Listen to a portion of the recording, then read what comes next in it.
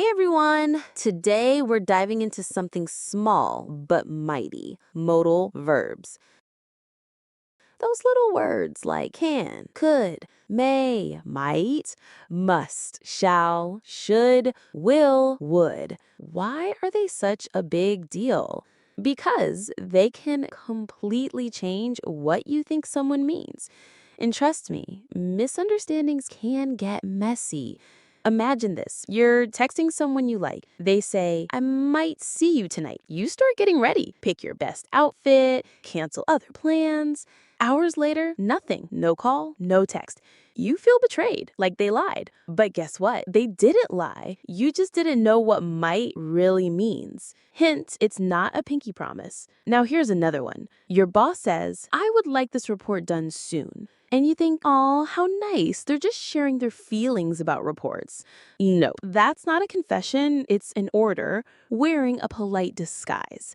See what's going on? Modal verbs don't just talk about actions. They show how sure someone is, how polite they want to sound, or whether something is possible, necessary, or allowed. They reveal attitude. And if you miss that, you could end up waiting all night for a date that never comes or unemployed. That's why learning modals is so important. They help you say how sure you are, show obligation or permission, sound polite without sounding like a robot. So today we're going to unlock the secret power of modals so you never confuse might with will again and never misunderstand a boss's request for a friendly suggestion. Ready? Let's dive in. Want to write and speak English like an educated native? Our English grammar course covers it all. How to use articles, verb tenses, sentence structure, and every itty-bitty grammar rule you need to know. No more confusing books written by native speakers who don't get your struggles. This course is designed by non-native experts who know exactly what you need to succeed. Clear explanations, practical examples, and insider tips make learning fast, easy, and actually fun. Level up your English and speak with confidence. Full course details and syllabus at nanhiburns.com. Modal verbs allow you to talk about what you think about the fact, not just the fact itself. For example, this is the fastest way to Hollywood. That's either true or false. But if you use modal verbs, this must be the fastest way to Hollywood. This could be the fastest way to Hollywood. Now you are not stating a fact. You are expressing your belief or attitude about the fact. Do you see how useful modal verbs are? They make your English sound more natural, polite, and nuanced. Today, we will learn how to use modal verbs correctly. But first, let's start with this question. What are modal verbs? The core modal auxiliary verbs in English are can, could, may, might, must, shall, should, will, would, ought to. They share several important grammatical characteristics.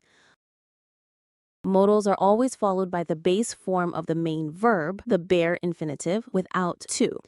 Correct? You must study, not you must to study. Correct? She can swim, not she can swims. Never change form. Modal verbs themselves never change their form for person or number. No to infinitive. Unlike other auxiliaries, they are not followed by to, except for ought to. Used with not for negation. They form negatives by simply adding not after the modal. Examples, cannot, should not, will not. Inversion for questions. They form questions by inverting with the subject. Examples, can you help me? Will she come? A key feature of modal verbs is that they often have more than one meaning. And the same meaning can sometimes be expressed by different modal verbs. The interpretation of a particular modal verb heavily depends on the context in which it is used.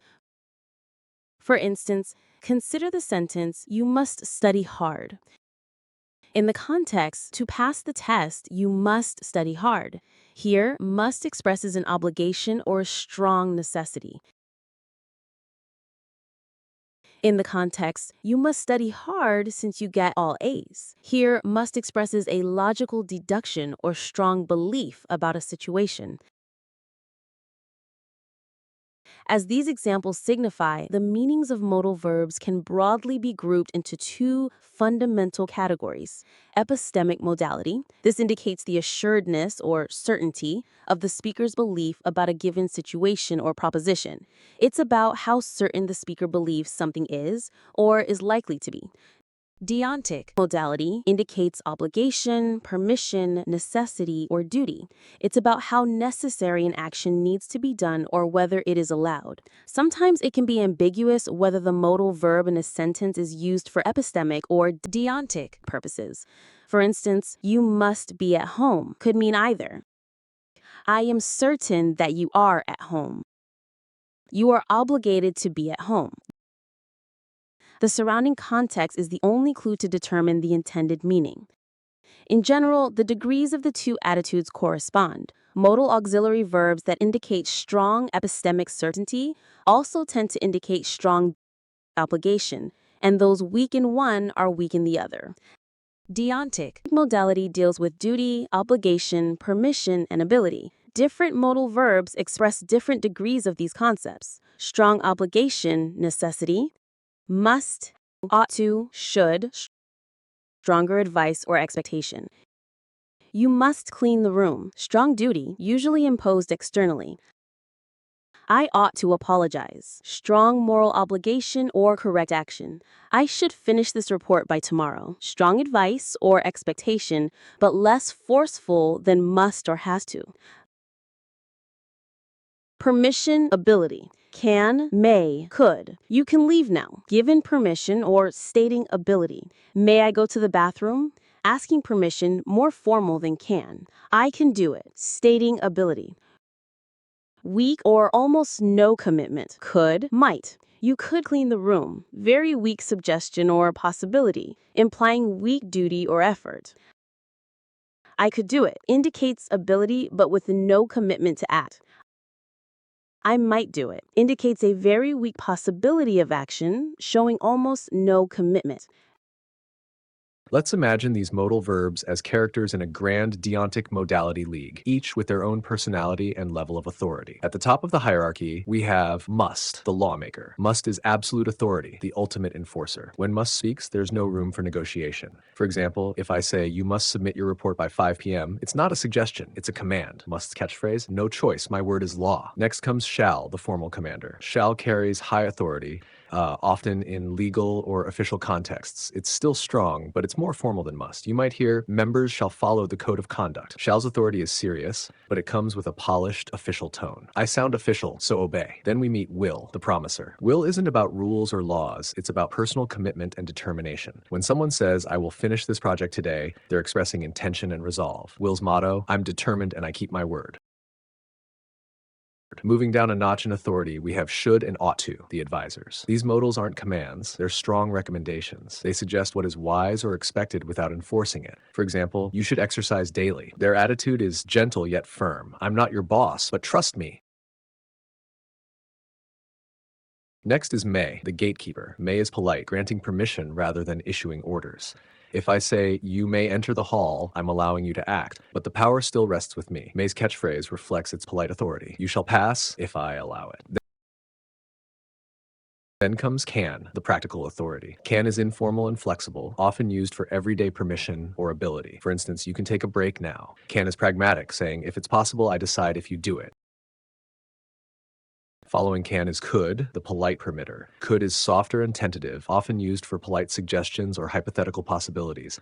For example, you could join us later. Could isn't pushing, it's offering. I'm just suggesting, no pressure.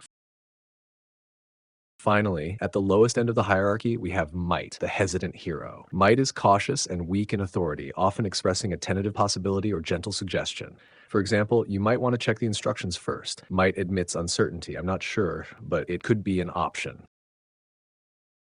So, if we rank the deontic modality league by strength of obligation and authority, the order goes like this: must, shall, will, should, ought to, may, can, could, might.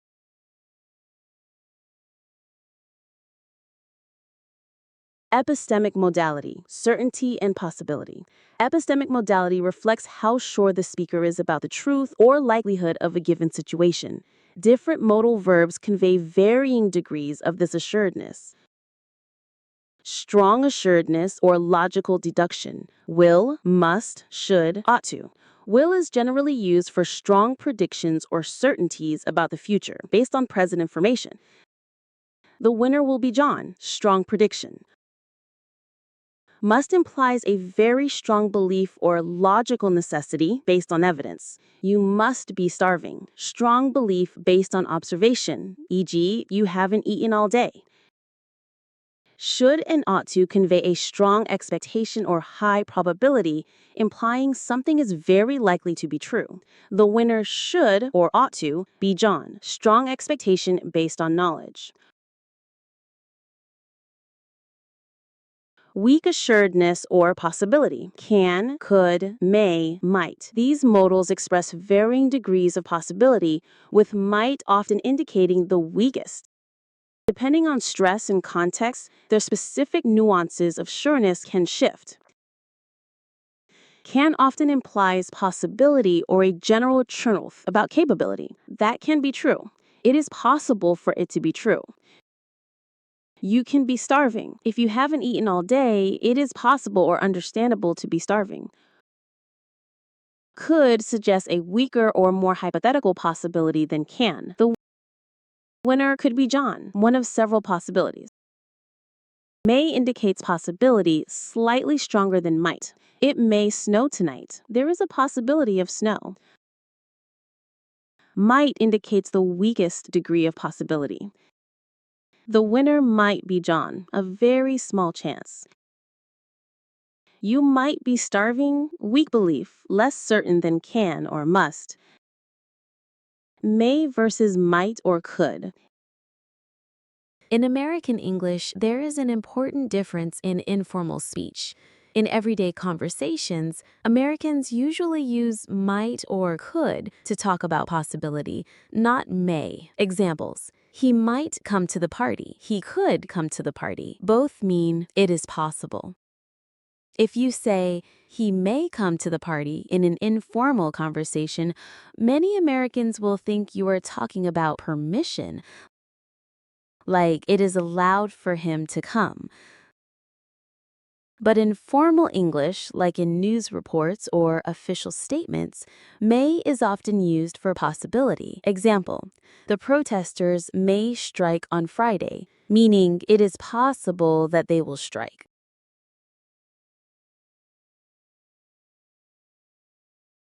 Here's a mini ranking chart for epistemic modality from strongest certainty to weakest. Strongest certainty 1. Must, logical necessity, almost 100% sure based on evidence. Example, he must be at home. I see his car outside. 2. Will, strong prediction or assumption about the future. Example, she will pass the exam. I'm very confident.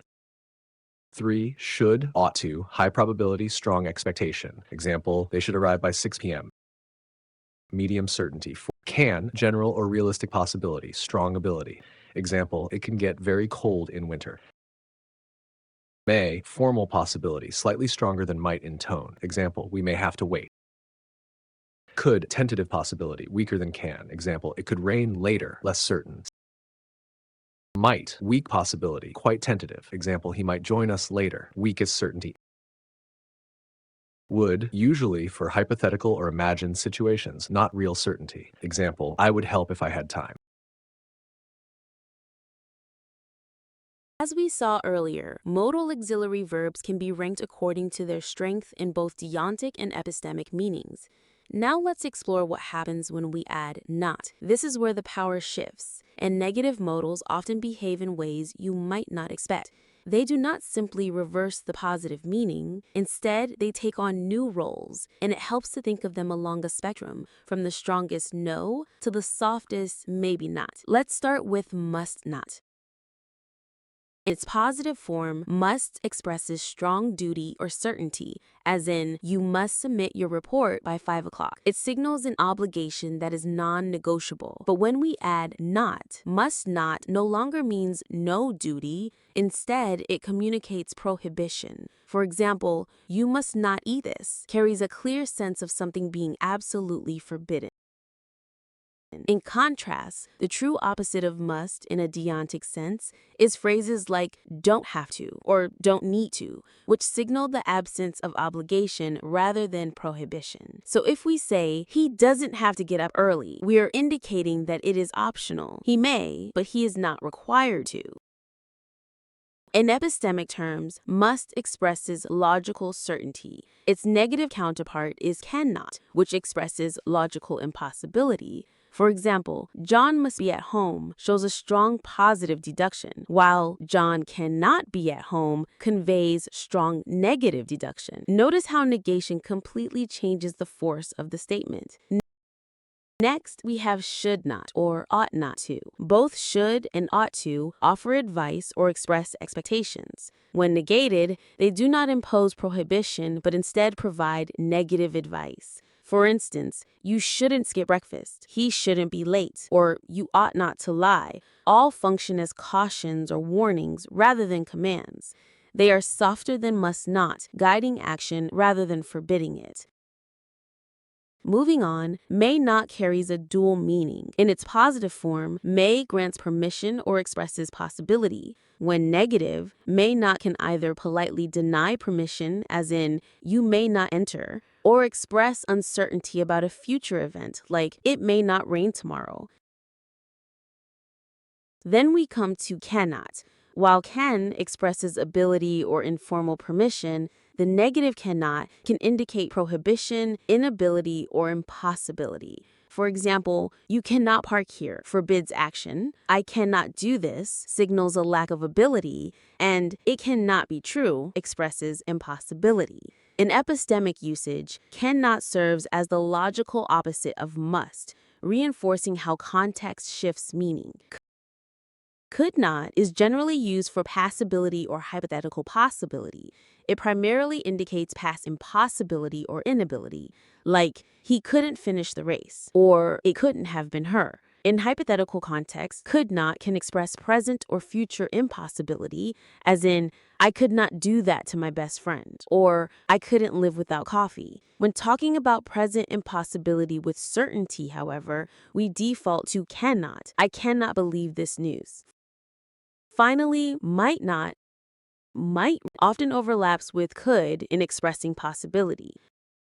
While it could rain tomorrow and it might rain tomorrow sound similar in the positive, their negative forms diverge. Could not refers to past impossibility or inability, whereas might not conveys uncertain future possibility. It does not imply impossibility. For example, he might not come to the party, it might not rain tomorrow, or we might not finish on time. All show a chance that something will not happen.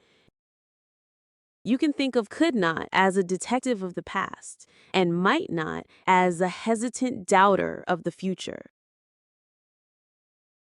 When we use negative modals, their ranking depends on whether they express deontic meaning, rules, permission, advice, or epistemic meaning, certainty about truth. The order of strength changes between these two functions.